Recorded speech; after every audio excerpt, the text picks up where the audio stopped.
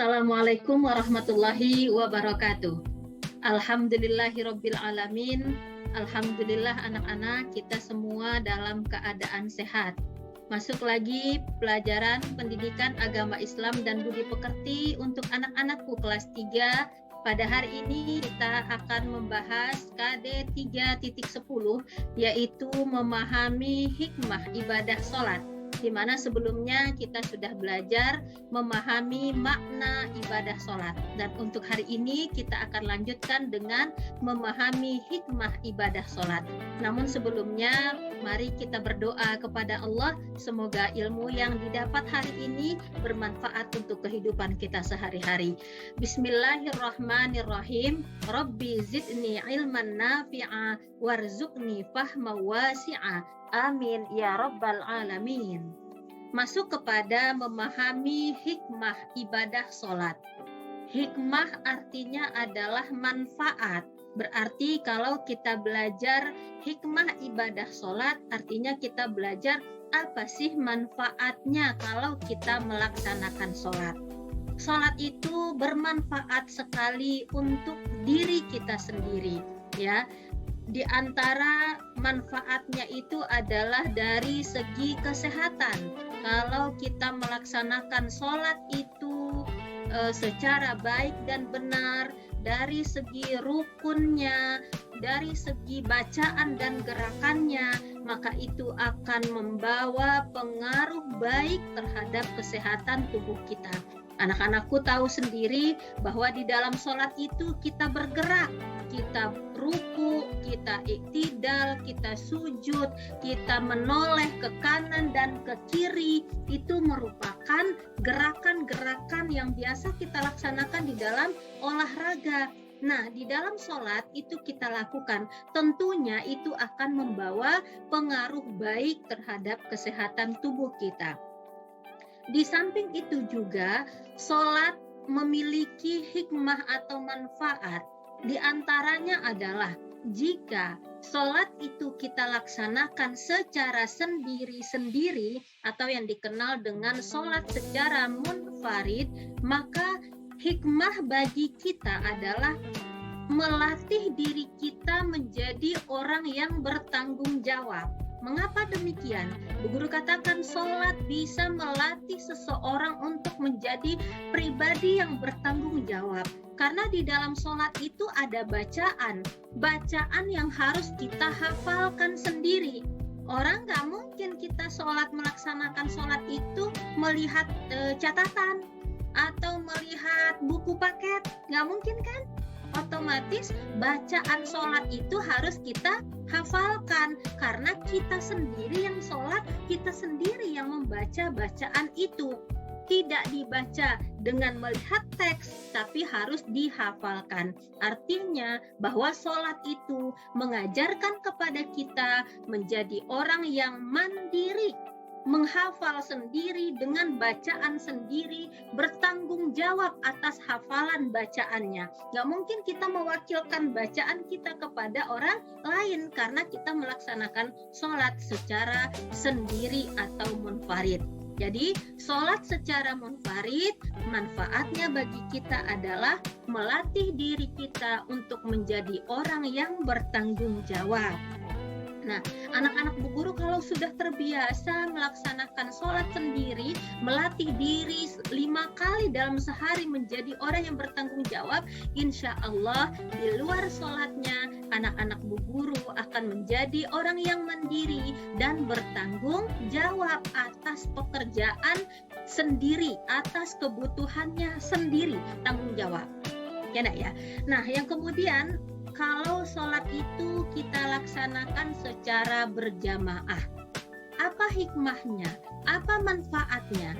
Anak-anak Bu Guru tahu, sholat berjamaah artinya sholat yang dilakukan secara bersama-sama, yang dipimpin oleh seorang imam, diikuti oleh makmum. Jadi yang mimpin sholat berjamaah itu namanya imam, ya.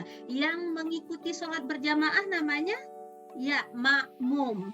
Ada lagi makmum yang datangnya terlambat, belakangan datangnya, itu namanya masbuk. Jadi ada imam, ada makmum, ada masbuk. Nah, dengan sholat berjamaah itu akan melatih kita. Manfaatnya bagi kita adalah yang pertama, kita akan menjadi orang yang disiplin, tepat waktu. Karena kalau sholat berjamaah, selesai azan sebentar, langsung iqomah, langsung melaksanakan sholat. Enggak ditunda-tunda waktunya. Kalau terbiasa dengan sholat berjamaah, insya Allah kita akan menjadi orang yang disiplin waktu. Yang kedua manfaatnya melatih diri kita itu untuk hidup berkelompok. Yang namanya berjamaah ya berkumpul, ya banyak orang di dalamnya. Maka diri kita akan dilatih dengan cara hidup berkelompok. Sehingga timbul nanti yang namanya kerjasama. Kita lihat ada jamaah atau teman kita yang lain, mungkin sarungnya bolong atau mukena yang dia pakai sudah nggak pantas lagi untuk dipakai. Timbul keinginan bagi kita untuk berbagi. Oh, aku punya mukena 2, aku bagi teman aku yang 1. Ya, oh aku punya sarungnya 3, aku bagi Jadi dengan sholat berjamaah itu akan melatih diri kita merasa ingin membantu orang yang kekurangan dibandingkan dengan kita. Jadi timbul yang namanya sikap kerjasama atau gotong royong, kemudian timbul yang namanya sikap tolong menolong sesama orang Islam, sehingga persaudaraan antar umat Islam itu akan tetap terjaga, yang disebut dengan ukhuwah Islamiyah. Nah, itu diantara hikmah ibadah sholat. Kalau kita laksanakan sholat itu secara munfarid atau sendiri, akan melatih diri kita untuk menjadi pribadi yang bertanggung jawab. Kemudian kalau kita laksanakan sholat itu secara berjamaah, akan melatih diri kita, satu, menjadi orang yang disiplin, yang kedua, menjadi orang yang suka berkelompok dan bergotong royong, sehingga timbul yang namanya tolong-menolong, menimbulkan ukhuwah Islamiyah.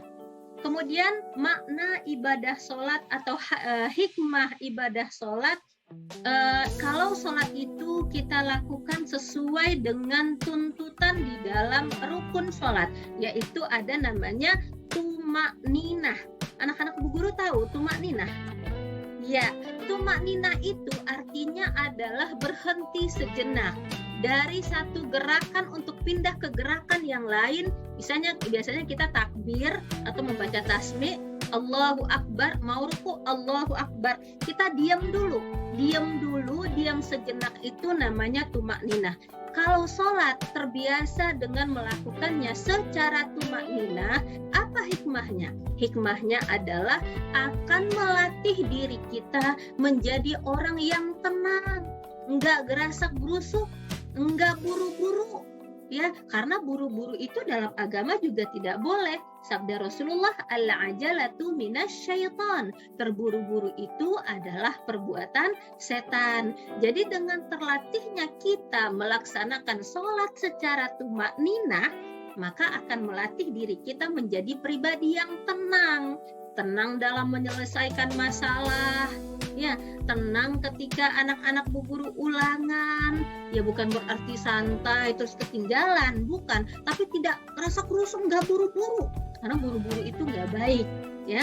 Kemudian akan menjadikan kita orang yang selalu berhati-hati di dalam berucap.